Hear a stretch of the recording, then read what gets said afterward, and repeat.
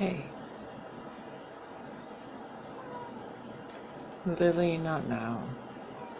No, I literally just hit record.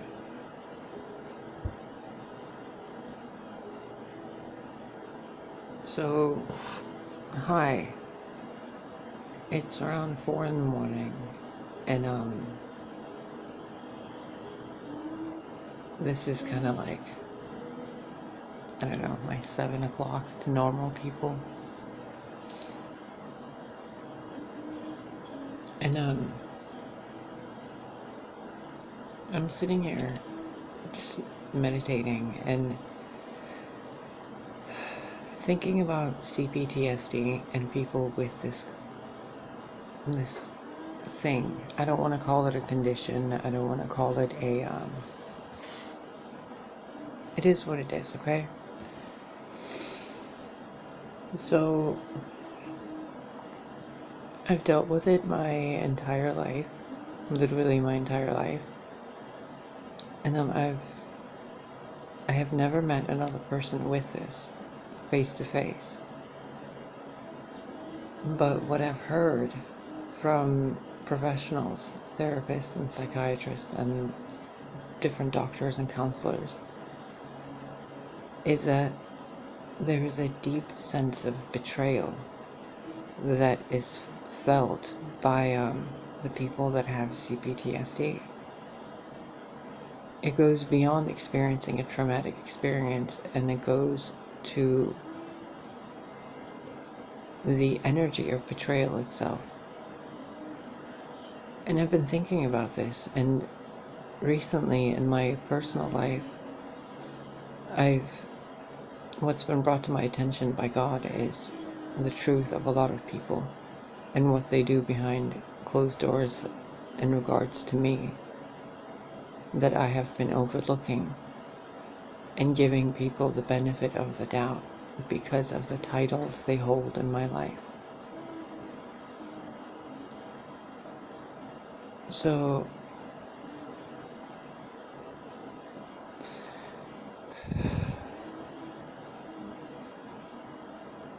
I noticed the sense of betrayal again.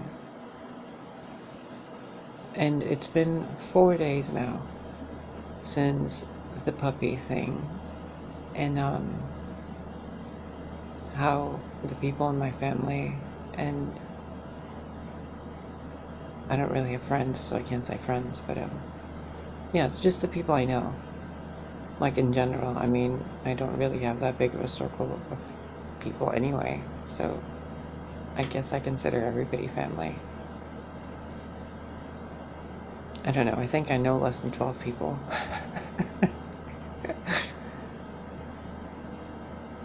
And when one of them came to me, and she was speaking to me as if she was speaking to me heart to heart over the internet, but she said something that only someone else in my life has ever said to me, and it helped me realize these people.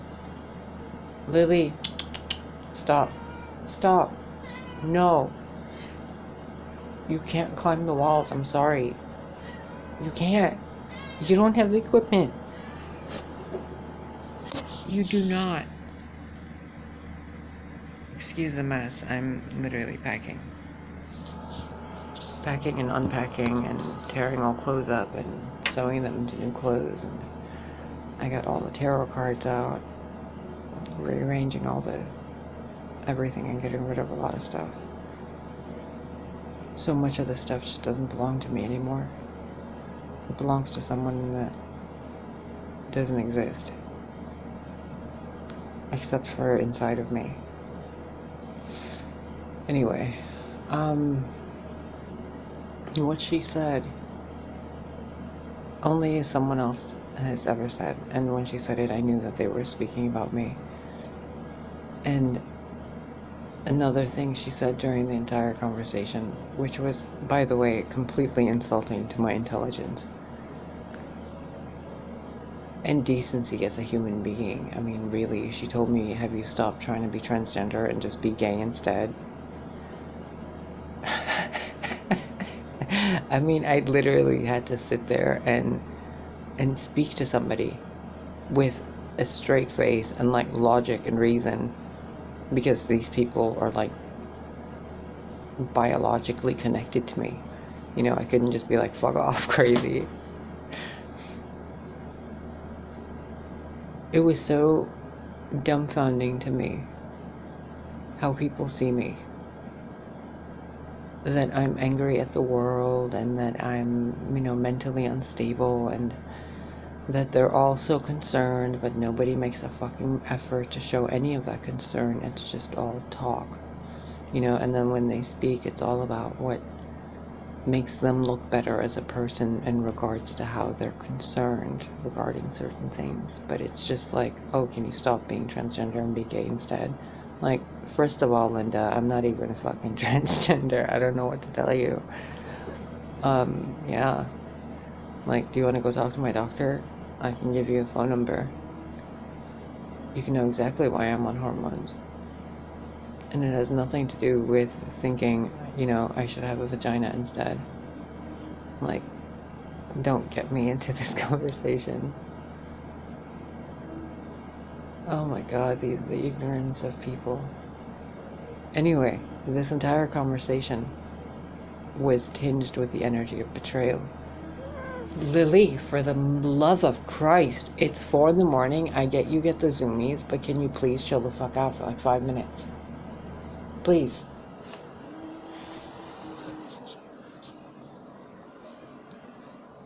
Like, she's literally trying to climb the walls in every fucking surface that she can. Look, now she's in there.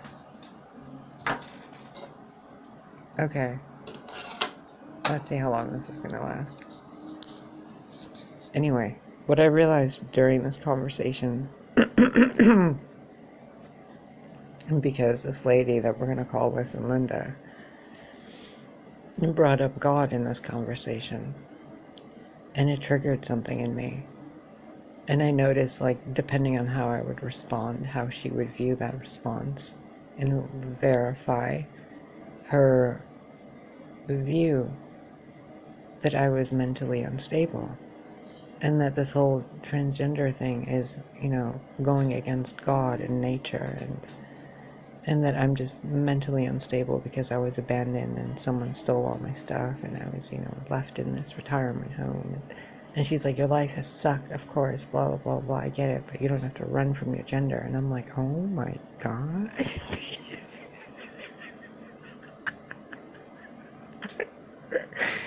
Wait, I'm running from my dick? Oh my god, are you serious? Wow, okay. Sure, why not?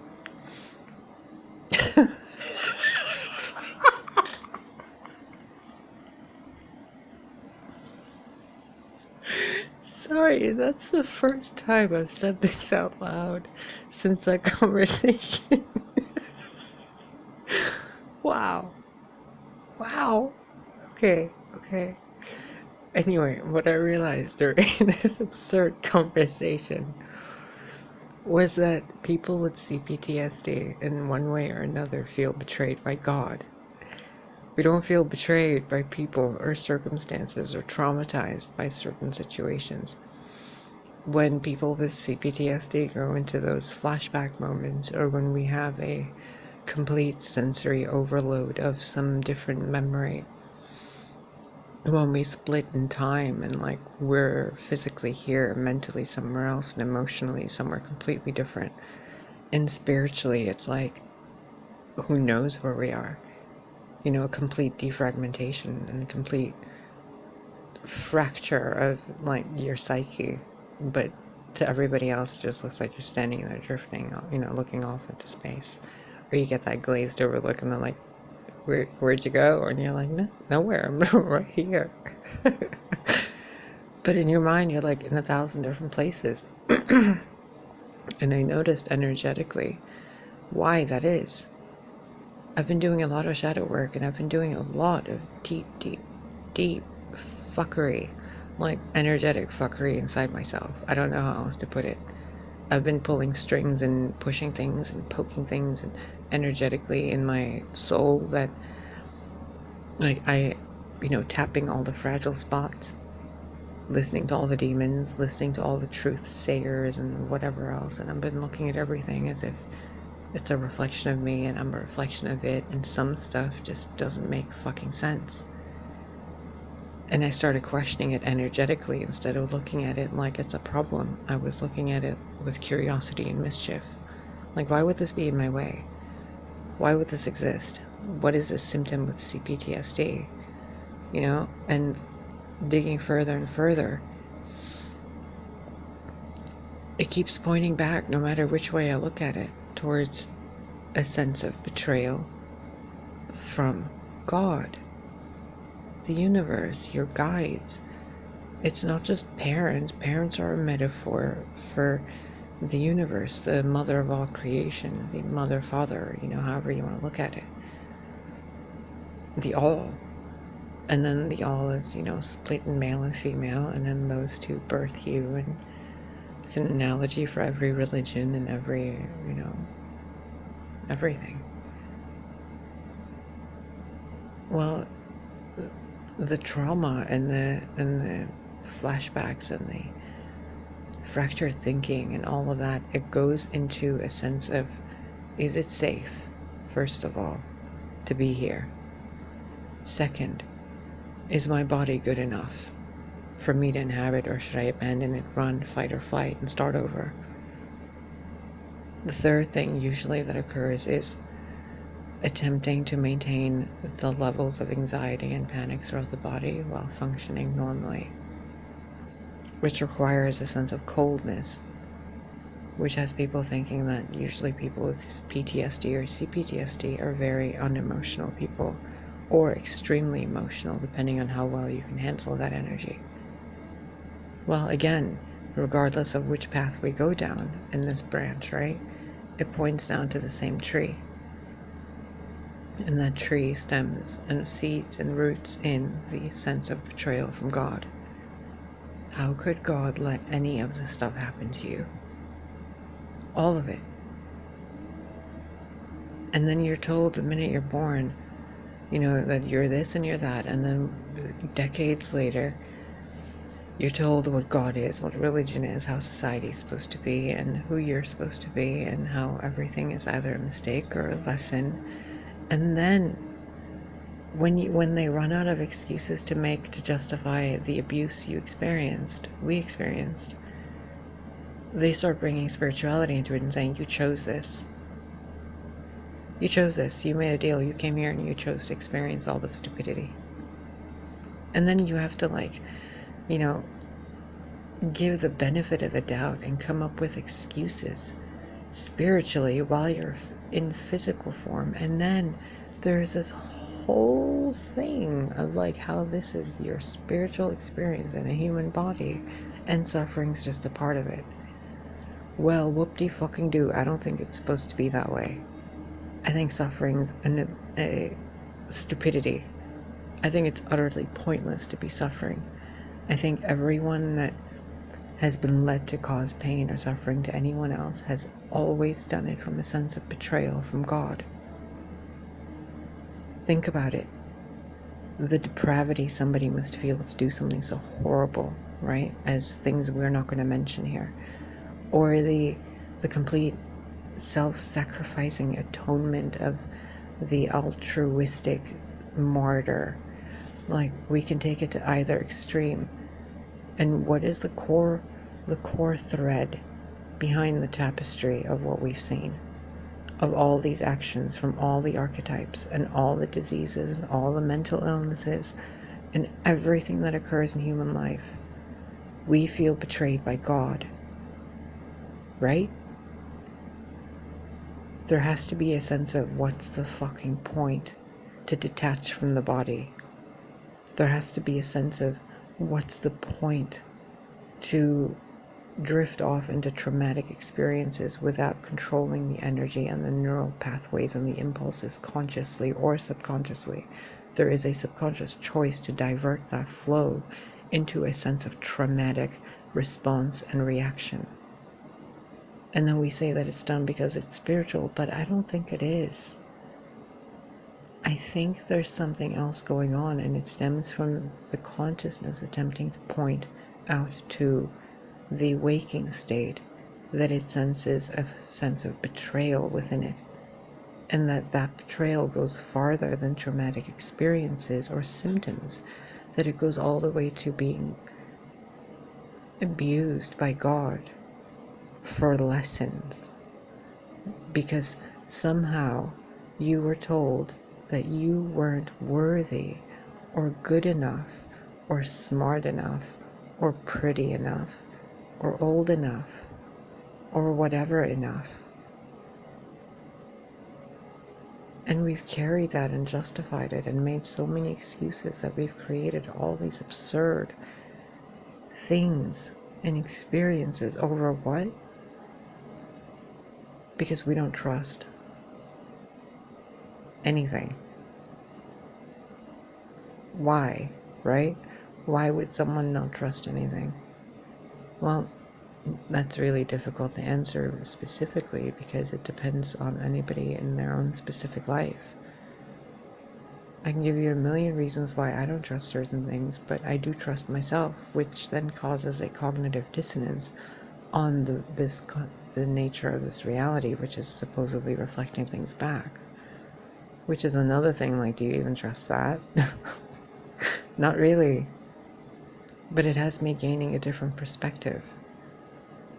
But while maintaining that different perspective and experiencing the symptoms while being energetically tuned to source, I can tell you the symptoms of CPTSD stem from the thread of, it's like the specific color that I can see clearly, and that color is the same color that would be named betrayal, except this thread leads all the way back to God. So think about this. I've gone over this a few times now, over 17 minutes. What has this brought up in your mind? How many different emotions did this bring up in you? How many different ways did you get defensive or find ways to combat this opinion? It was presented to you as fact. It was presented to you as experiences. It was presented to you as metaphors, analogies, ideas, theories, guesses, and intuition. So I covered all the different, like a majority of the different bases to where your anxiety and your panic would constantly try to combat what I was saying. So now I want you to be aware of that feeling, of that strange, wiggly energy around you. It's kind of like you're underneath water, but it's only to a certain point around your chest. So there is, I don't know if other people get this, but for me, like, that's a sense of tangible anxiety that I would feel if I was in a pool, because I've drowned before. Usually when the water gets up to my rib cage, I get that kind of hyperventilating, slowly kind of feeling of like, whoa, water, not good. Like, what if it keeps rising? I'm gonna freak out. Like, that's the point, when it's right by my ribs. And that's when the anxiety kicks in, right? So notice that feeling. Whatever that anxiety feeling is, put it in an imagery and a physical experience, and then reverse engineer it, okay? Stay with me and rewatch this video. This is really important. So if anxiety for me feels like water coming up to my ribs while my mind is going into all these different places, right? If someone else is looking at that, at someone in the water, and they're getting more anxious while the water is rising to their rib cage, but their mind is somewhere else, and someone that's, you know, quote unquote stable is looking at this like a lifeguard, what would they do? They would immediately jump to help that person because they knew that the next step would be panic, right? So why would there be panic in that situation? Because there's a lack of trust, right? Now, whatever your trigger is for that anxiety that triggers you into PTSD symptoms or CPTSD symptoms or whatever sends you into a panic attack or anxiety, hold it. Recognize it. pretend you have a superpower, and when you get these sensations, you're being overcome with this ability, with this like glow about you. But this glow you don't see. Lily, oh my god, are you dying? This glow about you is like something others can see but you can't. But you can feel it, and to you it feels like that anxiety, panic, whatever. But the glow occurs because it's pointing something out in you which is distorted, that needs to be brought into alignment, which in most cases with CPTSD is the sense of betrayal. I hope you're with me. And I apologize for Lily. She does this every fucking time I post a video or I record a video. So now that you have this, how do I put this? Full spectrum view of this. And if you rewatch this video, you'll see exactly how I'm pointing this out to you from different parts of someone with PTSD that would use their mind to think. Like if I pointed this out to somebody like with a normal neural network, they would, not normal, like in a way that hasn't been changed drastically in them. Well, they both have been changed. Someone with PTSD has more facets in their brain. Like if this is the brain, someone with PTSD has more facets than someone without. So, and this isn't an insult in any way. So somebody without PTSD or CPTSD wouldn't, like, this would be a normal brain, right? But someone with PTSD, it's more like this. Problem is, they don't see this. They think that the symptoms aren't healthy. But what I'm attempting to do here is to point out to you that when you experience these symptoms, if you look at them from a completely different point of view, completely different, utilize it as a superpower. You detach from your body, good. Detach from it, utilize it. Your mind drifts back and forth in time, good. Pick a time zone. Pick a time era. Pick anywhere. Don't force yourself to ground yourself in the present moment. Let yourself drift. Okay? This is really important. I mean, unless you're in danger, then fucking get to safety, obviously, dummy. But if, like, you're sitting there and you're having a panic attack, or you're out at the store and you're just having anxiety, or whatever's going on, whatever is the situation, if you have a friend who's going through this, don't try to make people with CPTSD or an anxiety attack or a panic attack, don't frighten them like a lifeguard. The lifeguard isn't going to jump and scream and be like, oh my god, you're drowning. Like, no. And when you're experiencing it yourself, don't panic. Like, yeah, you're panicking, that's fine, I get it. Breathe and allow it. Something is happening inside you that's causing this, but you feel like this is breaking, when what this is doing is turning into this. It doesn't make this any better than this. It makes this be able to help this, and this helps this in ways they can't do for each other. Okay? Just because you have CPTSD does not mean you're broken.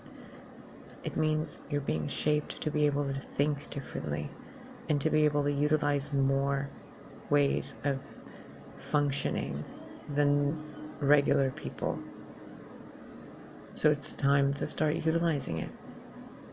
If you're drowning in emotions, learn to breathe in that sorrow. Use it. Create something with it. If you have those moments where you drift back in time and you're lost in a memory, do your best to maybe have a friend that's around you, or for yourself, to remind yourself to just grab a pen, paper, anything, and a crayon. You can take a piece of paper and just like rip it up and make a little design, something that will remind you of that memory. Why is this important? Because your subconscious and your soul bring you back into that experience, that PTSD flashback, for a reason. It isn't to hurt you. It isn't to get you away from what's happening in reality. It isn't to scare you or to protect you. It's to remind you of this before it became this. And in between this is when the heart breaks. And usually that's when we have a one of many meltdowns throughout the day. What do these meltdowns do? They create that.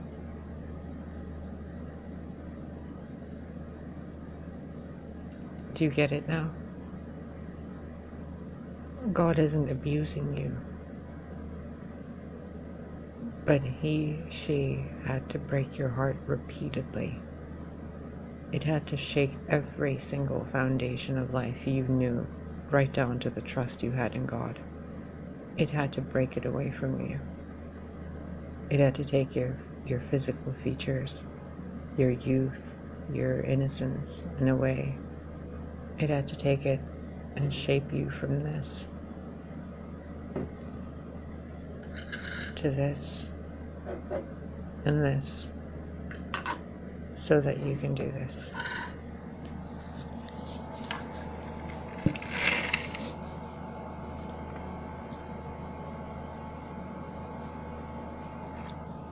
Does it make sense to you now?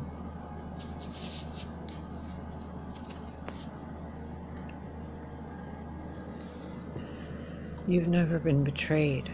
I know it sucks. Believe me, I know. But every single thing, especially those triggers, are there to show you how far you are from who you truly are. So it doesn't matter if you're transgender, it doesn't matter if you're hermaphrodite, it doesn't matter if you're non-binary, or it doesn't matter what part of the alphabet soup you want to put as your initials.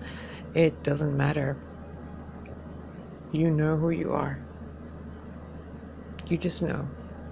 Maybe you're not in history books, maybe you're not in mythology books, maybe you're not in a fictional book.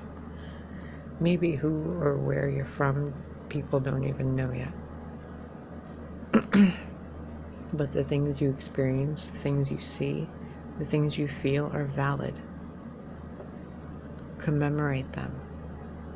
Make something. Tattoo yourself if it's something that, brings you happiness. Try not to tattoo anybody's name on you, please.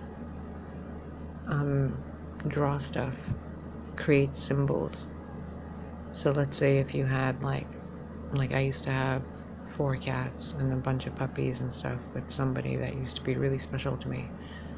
And to this day, there's certain things that remind me of those fur babies. And I would have a lot of flashbacks, especially when I would go to the grocery store and I would see their likeness on like pet food boxes and stuff, and I'd have like a flashback in the middle of the store, back as if I was in my own house again with him and everything was fine, and then I would have a meltdown in the middle of the store. It was ridiculous. What I did was I'd come home and I would draw little features of what I remembered about them, like the color of whiskers and the tips of their tail, their little paws. I would draw symbols based on their names. Maybe I'd hear a certain phrase in my mind and I'd write it down in a little notepad, and then it would just stop. Sometimes and actually this might help you. It's called the Heyoka and medicine. The song is called Breathe, Just Let Me Sit Here. And it's an energy healing video, brain healing thing. It's absolutely lovely. You should totally look it up. Anyway, sometimes I just put it on and I just listen to it and I think, and I write down stuff. Other times I fiddle with way too much laundry and tarot cards.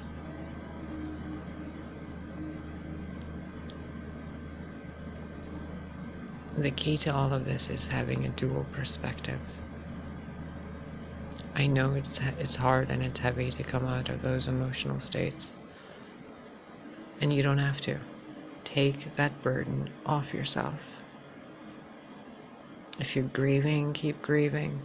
There is nobody waiting for you. Nobody. If roles were reversed, there's a limit to everyone's loyalty, isn't there? I've experienced it, hence why I've come to recognize this sense of betrayal from God. So before you go down the path I've been on, I'm letting you know from the point I've reached so far. What I've discovered is a sense of betrayal from God. So make peace with that within yourself. It's paramount. It's important. It is vital. It will make the rest of your journey easier. It will make it more graceful. It will make it more wise and patient. Make peace with God.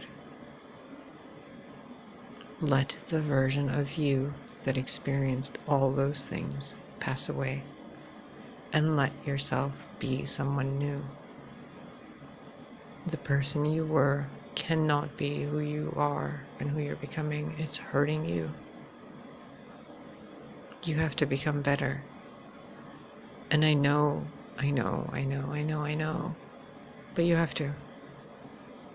And you're going to.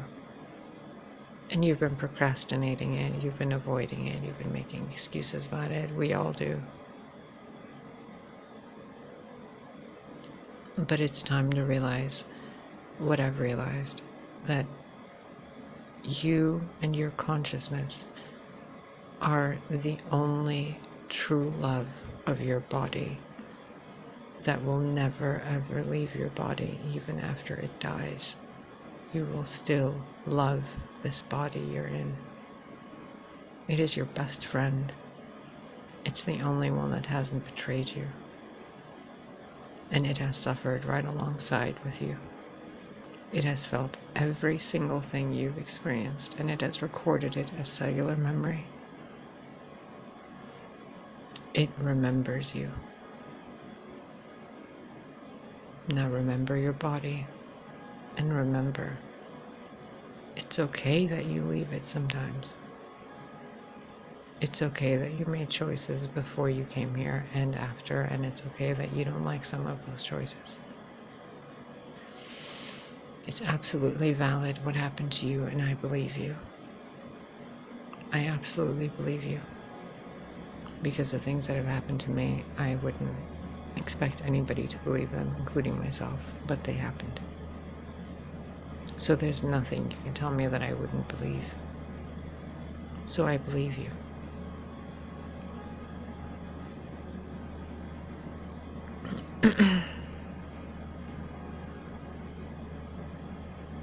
Please be kind to your body. I felt something so deep today that broke my heart, and so beautifully.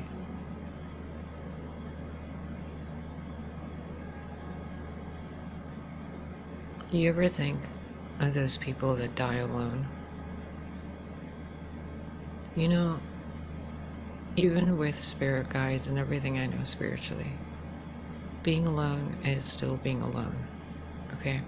I don't care how many people try to sugarcoat it. When you're alone, you're fucking alone, and you can feel alone. It doesn't matter if you're surrounded by a legion of angels. They're not hugging you, you know? They're not having dinner with you. They're not sitting there talking to you and laughing and making jokes. Those people that die alone, you know what most of them realize from all the quotes I've read and everything I've been studying? That they should have done more, right? You know what some of them maybe overlook in this situation? It's not that they should have done more. It's that they should have loved their bodies more. They should have done more with their bodies, done more by themselves, done more with their bodies, with like hanging out with people and going places and doing things and creating things and experiencing things. But you know, during those moments, the person with that body is the consciousness. Recognize how much you actually love your body. That's what I'm trying to get you to see. That's what the universe has been trying to get a lot of people to see. Don't you fucking love your body?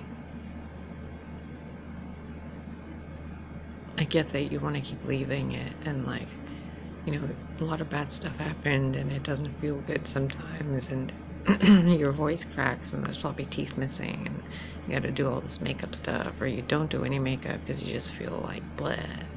And then there's all the PTSD and all the other crap, and like, just fuck it for a second, okay? Can you just be?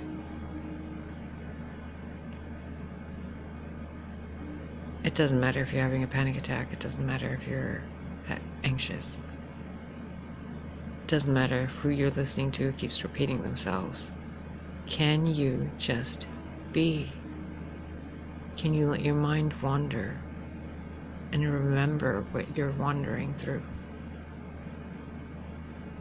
Can you learn to wander and write while you're panicking, while you're smiling and breathing deep and connected to source, allowing that panic energy to flow through you like a flame as you dance with it? Can you harness the 4 elements within you that are clashing? Because they're clashing due to you feeling betrayal of God. God's done all this for you. And I know a part of you thinks, oh, like an abusive parent, right? Oh yeah, God loves me, sure. Loves to abuse me, Yeah, I know, I've been there. And you know what I told myself? Okay, so what if you're right?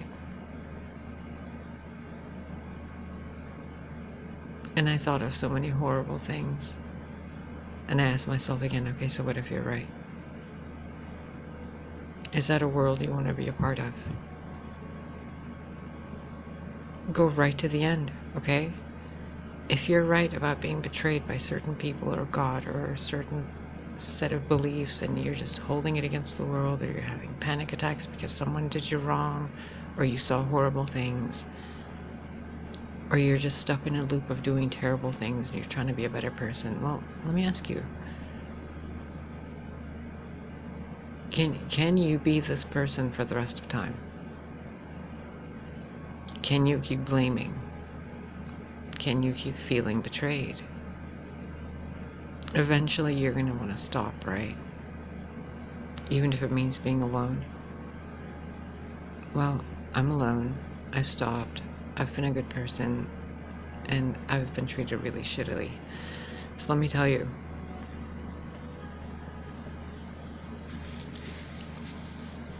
Do what you can to make peace with how angry you can be and how much you were told that you're not supposed to be angry. Because that's another step on the chain of the betrayal. Anger. And then grief and sorrow, and we can keep going and going and going, right? But it's been 40 minutes, so this has been your weekly therapy session. I hope you learned something. I hope you recognized that you're not a victim to what you're experiencing physically or mentally or energetically or spiritually. You are not a victim. This was not done to you. This was not done just for you. This was not done just by you. This has been a concerted effort between the all and the all knows what else. And you don't get to play victim as source, victimizing itself because it's narcissistic.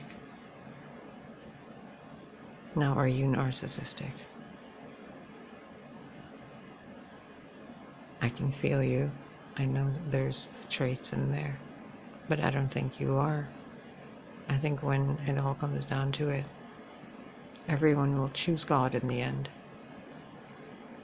So you may as well do it now and have the rest of your life be the best of your life, you know? Okay. I'm gonna go and upload this for the next 2 hours. Oh, God have mercy.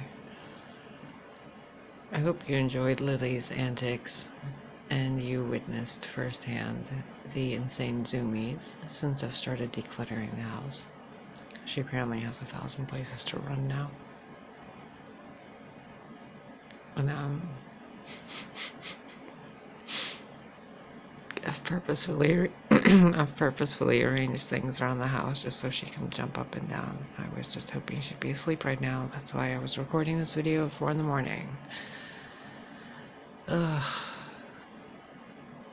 It's been a long day. Anyway, I hope you can see things from a different point of view, because this video took me way too long to record and way too long to think out and plan on how I can paint this for you in multiple different ways. And it all kind of clicked when this stuff was in front of me. So I was like, oh, okay, let's just go with it. So yeah, may it serve you, because you deserve a good life. You really do. We all do. And it's time to stop fighting and labeling yourself as someone with a condition. What happened to you, what happened to me is a gift. Use it.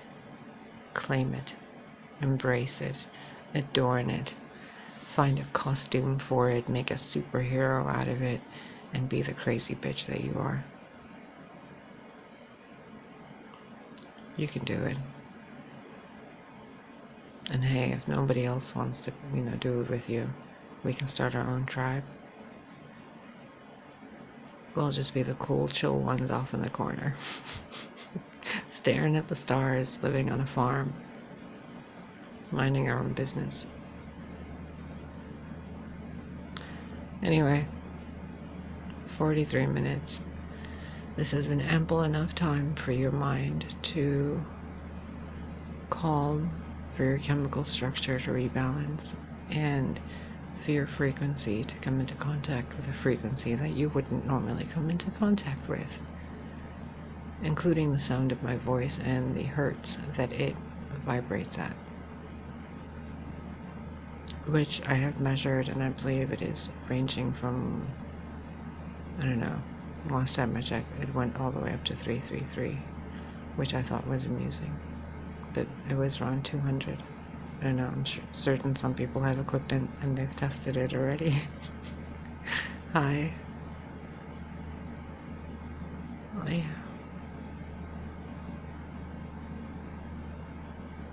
Got the strangest craving for strawberries. Anyway. Take care of yourself. Remember, it's important that you write things down and you create those memories into matter. Okay? Get a fucking sheet of Post-its if you have to. Take it with you in a fanny pack if you have to. But write that stuff down. And don't do it on the phone. These things need to be tangible in front of you. When I was growing up, the thing that helped me a lot was having like scrapbooks and journals and little boxes I put little treasures in. And sometimes I go through them and I remind myself of who I was and those pieces of me, It helps. Because nobody remembers you the way you remember you. So fucking remind yourself of those moments. Cherish them. Don't run from them. Don't fucking try to ground yourself out of those moments. No, fly off. Go. Dive deep. Find what you're looking for. Bring it back. Share it with the world. Who cares what they think? Fuck them. They don't even know what you know. So how can they fucking have an opinion about what you know or what you say? They have no idea where you've been. They see a fucking meteor falling from the sky and they're like, oh my god, we're gonna die. But what is it? It's a fucking diamond meant to make them all richer. They don't know the difference. So don't let people stop you from being a good person. They don't know what they don't know. These people think this is broken. These people think that this is broken because these people think that this is broken. And I'm telling you, neither of you are broken. You're supposed to be paying attention to this. Because this brings this and this together. Get it?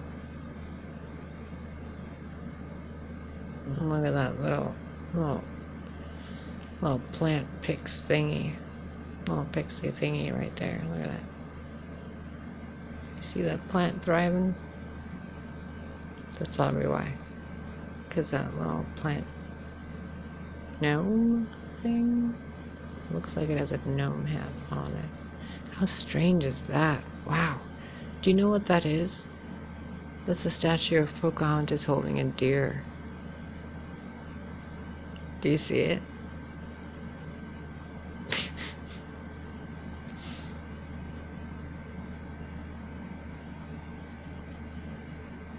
Unseen allies and unseen places.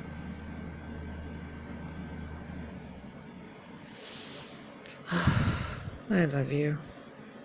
Take care of yourselves. Write down your panics. Don't keep them in your head, otherwise they're gonna keep happening. Okay? Recognize it. Recognize your pain.